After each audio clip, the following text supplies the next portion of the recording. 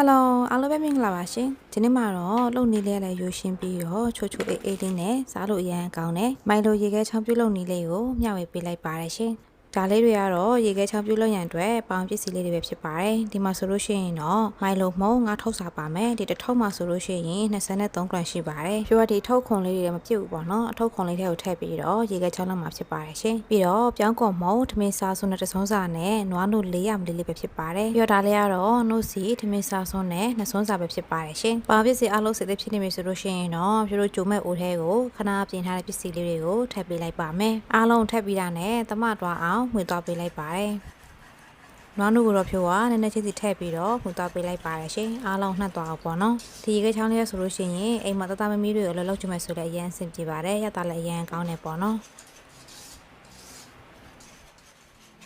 မှွေသွားလိုက်တာသမတော်ပြီဆိုမှနောက်ဆုံးကျမဖြိုးကနှုတ်စီကိုထည့်ပေးလိုက်ပါတယ်။ကဲပြီးတော့အားလုံးနှက်သွားအောင်ပြန်ပြီးတော့မှွေသွားပေးလိုက်ပါမယ်။အားလုံးလည်းနှက်သွားပြီဆိုလို့ရှိရင်တော့မျိုးပေါ်တင်ပြီးတော့ခဏလောက်ကြိုသွားပေးလိုက်ပါမယ်ရှင်။ဒီမှာဆိုလို့ရှိရင်တော့ဖြိုးအကြာကြီးတော့မကြိုသွားဘူးပေါ့နော်။5 မိနစ်လောက်ပဲကြိုသွားပေးလိုက်ပါတယ်။ဖြိုးတို့မိခက်အေးလေးနဲ့ကြိုသွားပေးလိုက်ပါမယ်နော်။ဒီနေရာမှာရတာပေါ့ငယ်အောင်ကြီးပြီးလို့ရှိရင်အချိုးတွေပါရေလို့ရင်တကြားတွေပါထက်ထက်မယ်ဆိုလည်းရပါရဲ့နော်ဖြူရမှုတော့ပေးလိုက်တာအားလုံးလည်းသမပြီးတော့ဒီမိုင်လိုရေလေးကနည်းနည်းလေးပြစ်လာပြီဆိုလို့ရှိရင်တော့ရပါပြီရှင်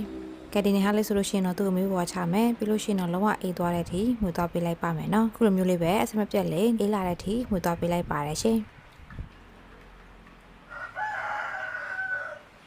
ကဲဖြူမှုတော့ပေးလိုက်တာအေးလာပြီဆိုလို့ရှိရင်တော့ကိုလိုချင်းနဲ့ခွက်လေးပဲဖြစ်ဖြစ်အထုပ်လေးပဲဖြစ်ဖြစ်ပေါ့နော်အဆင်ပြေတဲ့ဟာလေးထဲကိုထည့်ပေးလိုက်ပါမယ်ပြောတော့သူ့ရဲ့အထုပ်လေးထဲကိုပဲပြန်ထည့်ပေးထားပါတယ်မိုင်လိုအထုပ်လေးထဲကိုပေါ့နော်ပြီးတော့အခုလိုမျိုးလေးတုတ်ချောင်းလေးပါထည့်ပေးလိုက်ပါတယ်တုတ်ချောင်းထည့်ပေးရတဲ့အခုလိုမျိုးလေးပြင်ပြီးတော့ခြေထားပေးလိုက်ပါတယ်ရှင်ဒီနေရာမှာမချီဝဲနဲ့ဒီတိုင်းလေးထည့်ပြီးတော့ပေါ့နော်ခွက်လေးနဲ့ထောင်ပြီးတော့အေးခံမယ်ဆိုလည်းရပါတယ်ရှင်ပြောတော့အခုလိုမျိုးလေးတရေခွေးလေးနဲ့ခြေထားပေးလိုက်ပါတယ်ကဲအားလုံးလည်းထုတ်လုပ်ပြီးဆိုလို့ရှိရင်တော့ဖြို့တို့ရေခဲတက်တာအခက်ခဲနဲ့မှတညလောက်ထားပြီးလို့ရှိရင်တော့စားလို့ရပါပြီရှင်